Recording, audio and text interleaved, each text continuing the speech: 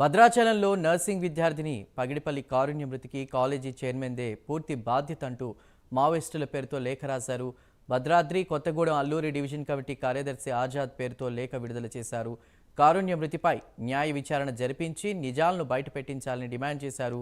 భద్రాచలం ఏజెన్సీలో నర్సింగ్ విద్య ఆ పేరుతో కూడా మారుతి నర్సింగ్ కాలేజీ యాజమాన్యం పేదల జీవితాలతో ఆడుకుంటుందని, నర్సింగ్ విద్యార్థిని పగిడిపల్లి కారుణ్య మృతికి పూర్తి బాధ్యత డాక్టర్ ఎస్ఎల్ కాంతారావుదేనని కూడా లేఖలో పేర్కొన్నారు. అసలు ఏం జరిగిందన్న విషయాన్ని కూడా గోప్యంగా ఉంచి ఆడపిల్ల ప్రాణం తీసినందుకు చర్యలు తీసుకోవాలని డిమాండ్ చేశారు.